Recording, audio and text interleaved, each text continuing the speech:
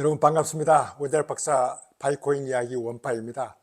오늘도 여러분들에게 영상을 찍게 되었습니다.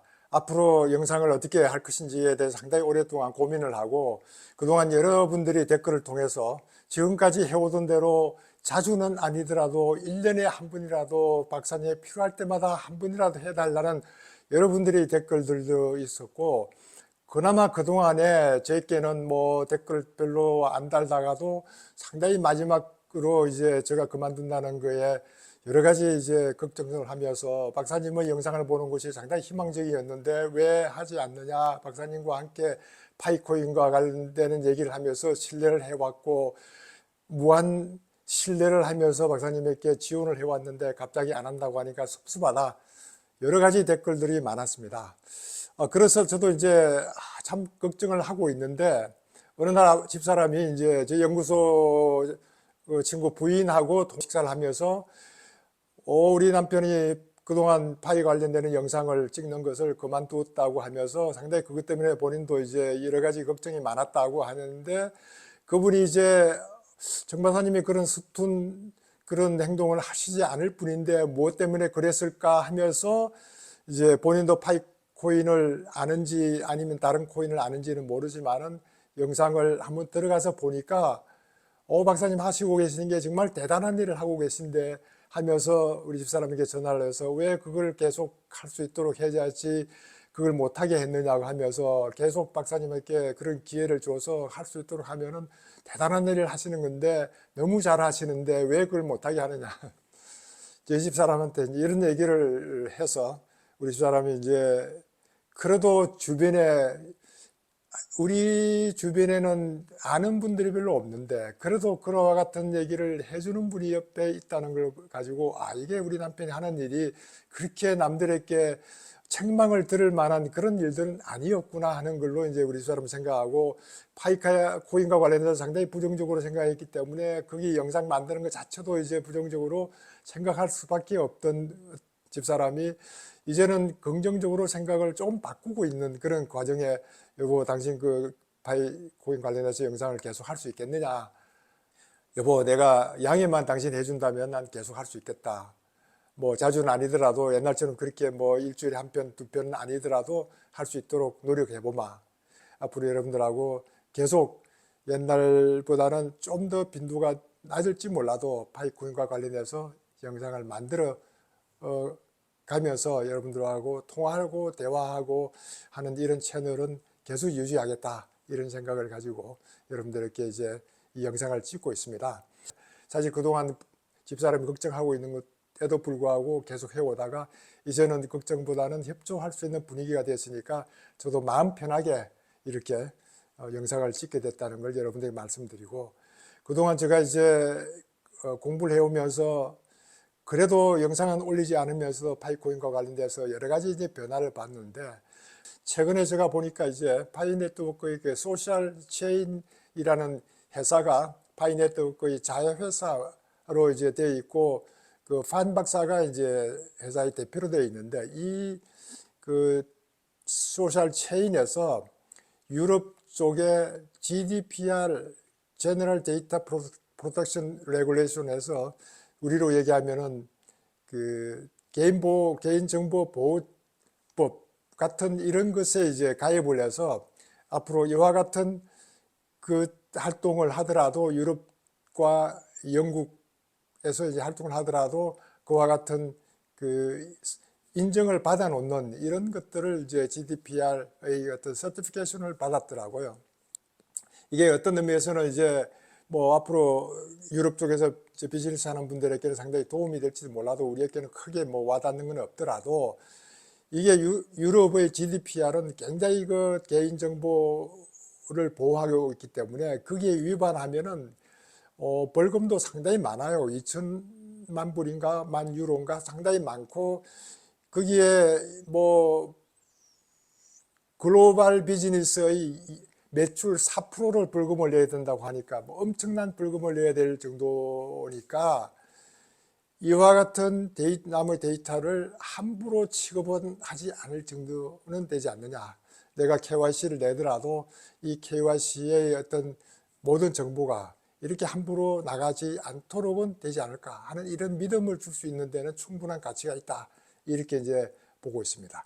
물론 그것이 이제 GDPR의 어떤 그 승인을 받는 것 자체가 뭐 크게 힘이 들고 뭐 어렵고 뭐 대단한 건 아니더라도 한번 그 플라이트콤이라는 그게 들어가서 보면은 매년 매월 유지비를 내야 되고 평가를 받아야 되는 이런 절차를 받아야 되기 때문에 상당히 거기에 경비가 많이 이제 들어가는데도 불구하고 파이 네트워크 팀에서 계속 유지하려고 하고 있는 걸 보니까 그래도 큰 성과가 아니냐 이렇게 보고 있고 3월달, 2월달 뭐 이때 해카톤을 통해서 많은 이제 앱들이 이제 등장을 했지만은 그래도 크게 정말 눈에 띌 만한 것들이 나오지 않았다고 이제 생각을 해서 그런지 다시 6월 달부터 이제 해카톤을 다시 시작해서 좀 더 많은 사람들이 관심을 가지게 유도를 하고 있다 하는 이런 작업들이 시작되는 것 같고 그런 걸 보면은 아직도 이제 오픈넷에 가려면은 시간이 상당히 많이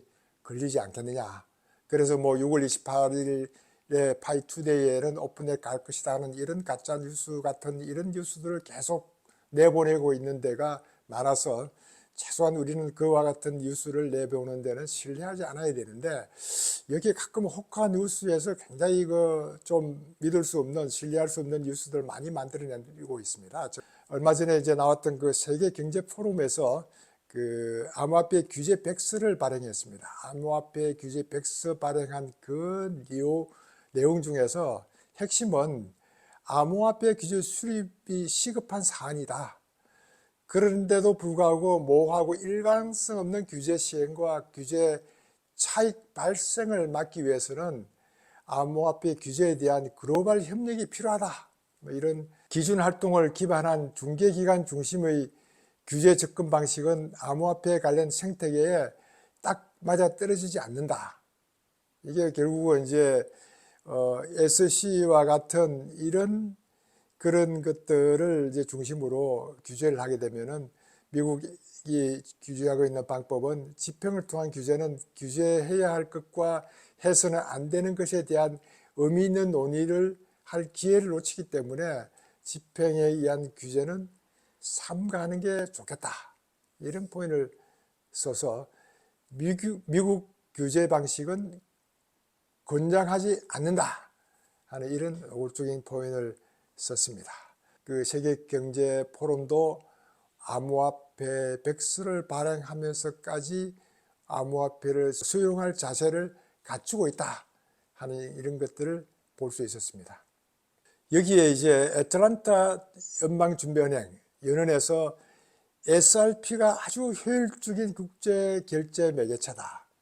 이런 키워드의 뉴스가 나와서 저도 상당히 이제 SRP를 잘 이제 알고 있는 사람으로서 관심을 가지지 않을 수 없었습니다.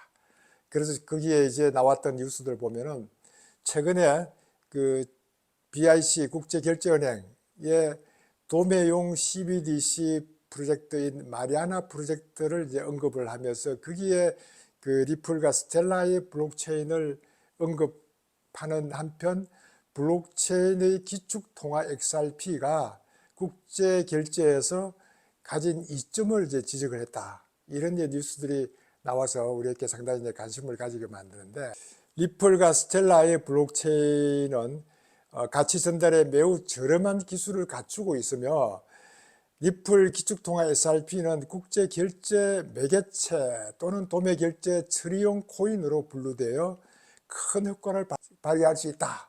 이렇게 이제 표현해 놨습니다.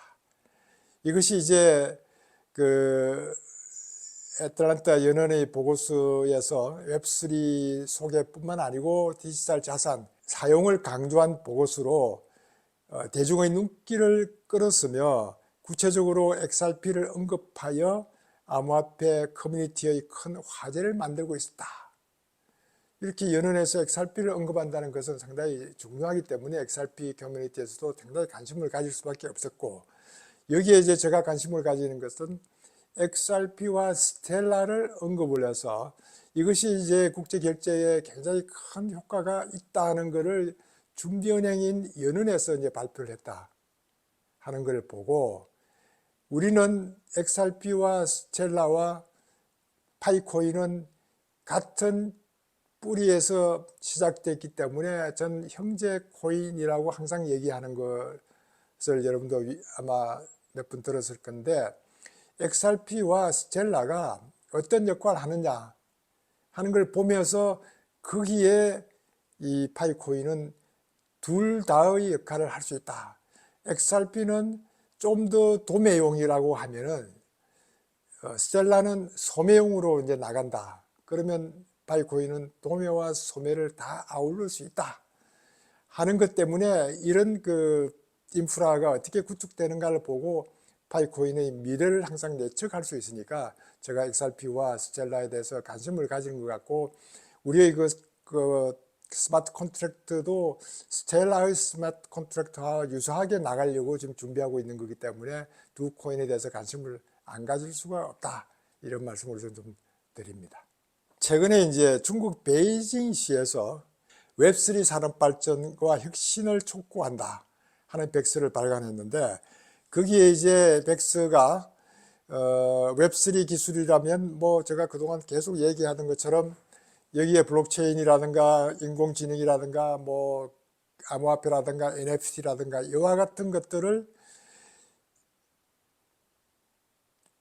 미래 인터넷 산업 발전을 위해서 불가피한 추세다. 불가피하다. 그러니까 중국도 해야 된다. 뭐 이와 같은 것 때문에 이제, 그래서 베이징은 세계적인 디지털 경제 혁신 중심지로 성장하기 위해서 매년 1억 위엔, 뭐 하나로 한 187억 정도를 매년 투자를 해서 베이징을 디지털 경제 핵심 중심지로 만들겠다. 여기에도 암호화폐라는 말은 들어가 있지 않지만은 결국은 블록체인 기술의 핵심을 만들겠다. 웹3의 핵심을 만들겠다. 이와 같은 내용들을 언급하는 걸 보고 상당히 중국이 관심을 가지고 있는 분야다. 그러면서 언급한 것 중에 해외에서는 금융, 무역 분야에서 이더리움 등을 중심으로 강력한 생태계를 형성하고 있다. 여기에 이제 암호화폐 이더리움을 언급을 했습니다. 비트코인 대신에 이더리움을 언급한 이유도 있겠죠. NFT라는 용어를 이제 사용을 했습니다.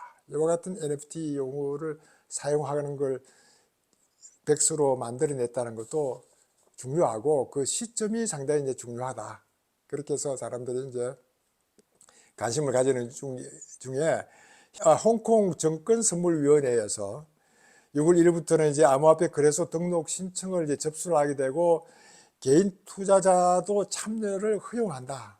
이렇게 했기 때문에 지금 중국은 상당히 이제 이 홍콩을 통해서 계좌를 개설하려고 하는 이런 분위기가 많이 이제 언론에서 나오고 있는 이유 중에 하나고, 여기에 또 하나가 이제 그 CCTV, 중국 중앙 TV에서 홍콩 암호화폐 도입 관련 것을 방송을 한 1분 내지 한 2분 가까이 방송을 했는데, 여기에 이제 비트코인 ATM과 이런 그림도 이제 비추어가면서 그 비트코인 관련 암호화폐 관련 부정적인 언급은 전혀 없이 상당히 좀 긍정적인 언급을 하면서 홍콩에서 앞으로 암호화폐를 도입하게 될 것이다, 이런 거를 언급을 했다고 합니다. CCTV는 저도 이제 중국어를 하기 위해서 저도 가끔 이제 보는 입장에서는 그 뭐 십몇 년 전부터 저는 CCTV를 보면서 중국의 발전 상황을 지금까지 이제 보고 있었는데, 한 10억 명이 시청한다고 하니까 엄청난 규모의 시청을 가지고 있는 그런 쪽인데, 이게 이제 그런 쪽에서 홍콩을 토대로 암호화폐가 중국이 이제 오픈되지 않을까, 홍콩을 테스트 베드로 해서 중국 본토에서 허용할 것이다, 이렇게 이제 보는 시각들이 굉장히 많고, 여기에 이제 바이낸스 CEO인 장병차오도 큰 사건이다라고 포인할 정도로 이것도 큰 의미가 있는 그런 뉴스 중에 하나다, 이렇게 보고 있습니다. 그리고 또 하나가 이제 관심 있는 거는 중국의 표준화 관리 위해서 블록체인 및 분산 원장 기술 표준화를 만들었습니다. 이게 이제 중국 국가표준관리위원회에서 공식 사이트를 통해서 이제 발표를 했는데, 블록체인과 분산 원장에 대한 표준화를 해서 이거를 발표했다는 것도 대단한 일이 아니냐. 제가 지난번 영상, 오래된 영상에서 중국이 시진핑이 직접 위원장을 맡고 있는 데서 거기에 블록체인의 그 글로벌 스탠다드는 중국이 만들 것이다. 이와 같은 포인트를 얘기했던 것들의 일환으로 몇 개월 지나서 지금 만들고 있었던 거 아니냐, 이런 느낌도 우선 받았고, 여기에 이제 블록체인 앤 디스트리뷰티드 ledger 테크놀로지라고 해서 중국말로만 되어 있어서 제가 내용을 확인할 수는 없었지만은, 여기에 40여 개의 중국 기업과 학술 기관이 참여하고, 또 텐센트와 바이두, 하웨이, 엔트 그룹, 이와 같은 이제 디지털 그룹들이 참여하고 있는 거 보면은 상당히 큰 규모의 그런 협력 단체에서 이런 기술 표준화를 만들었다 하는 것들도 대단하다. 저는 이런 생각을 하고 있습니다. 그리고 이제 홍콩에 있는 최대 인터넷 은행, 암호화폐 거래 서비스를 출시할 계획이다. 인터넷 은행, JA 뱅크, 홍콩 아마 1위 온라인 뱅크로 이제 등장을 했던 것 같은데,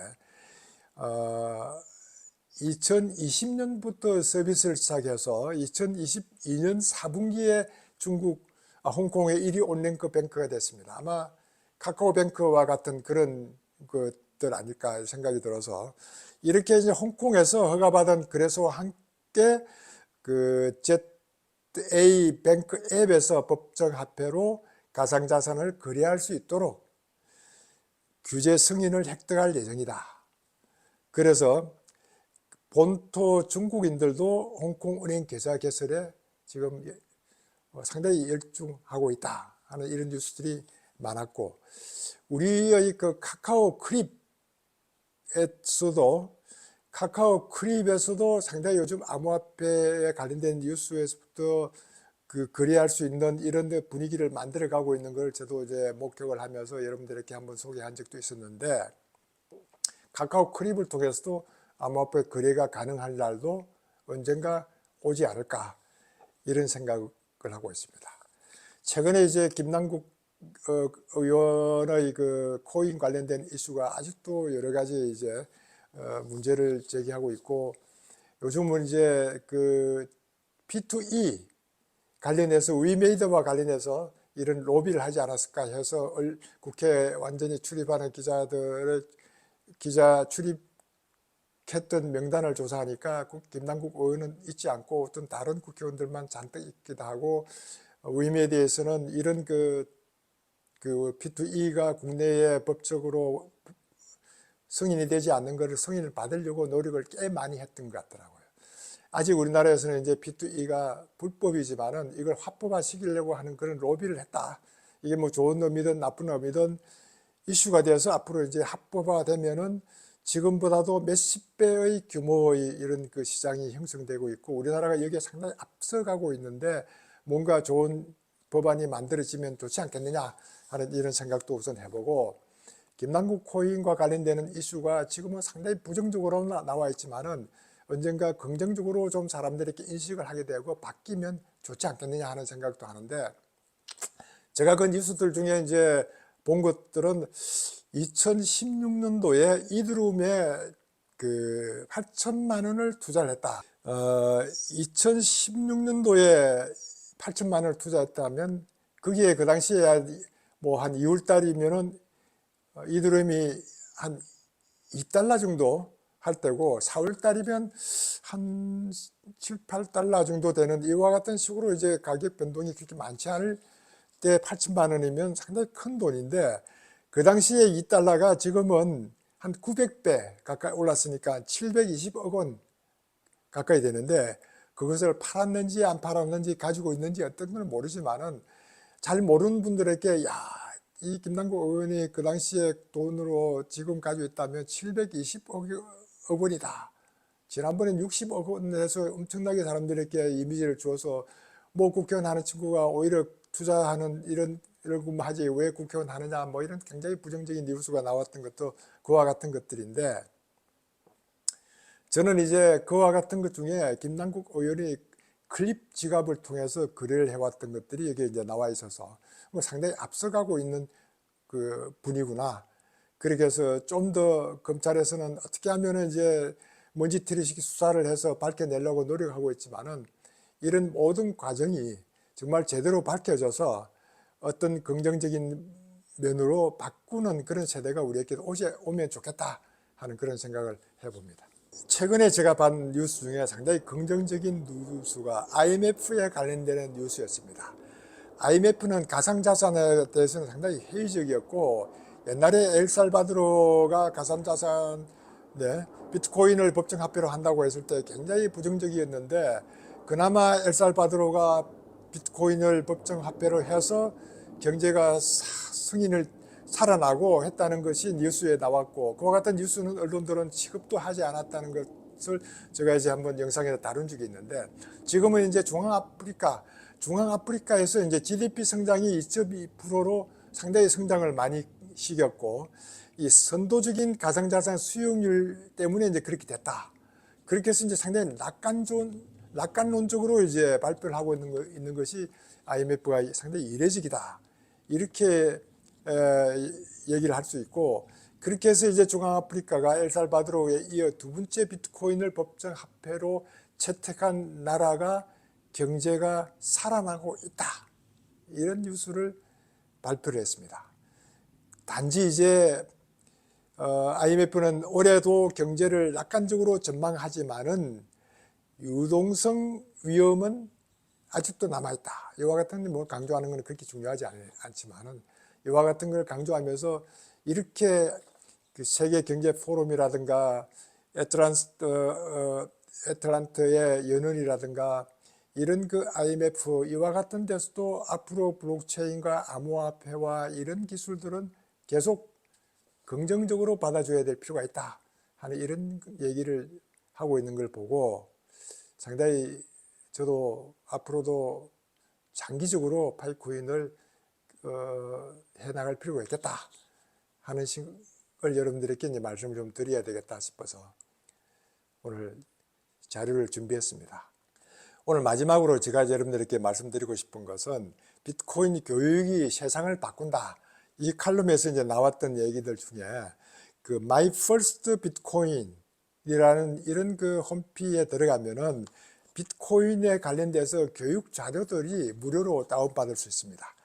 이거는 이제 상당히 의미가 있는데 비트코인이 앞으로 이 세계가 비트코인이 추구하고 있는 새로운 가치 체계를 세상에 제시할 수 있도록 비트코인에 관련돼서 이제 교육을 시키는 건데 상당히 암호화폐가 이 세상을 바꾸는데 어떻게 기여하고 있는지를 비트코인 중심으로 하고 있지만은 이런 그 암호화폐에 대해서 알아둘 필요가 있는 우리 입장에서는 상당히 관심을 좀 가질 필요가 있겠다 하는 이런 생각이 들고 그게 이제 그 마이 퍼스트 비트코인을 창립했던 그 존 댄레이라는 친구가 비영리 단체로 만들면서 그 아마 잭 도시 트위터 옛날 CEO인 잭 도시에게 기부를 받아서 이런 것들 하고 있는 것 같아요. 그래서 지금은 이제 주로 엘살바도르에 있는 그 국민들을 통해서 하고 있는데 인트로에는 이제 이런 그 비트코인의 이 원리와 구조를 간단하게 설명하고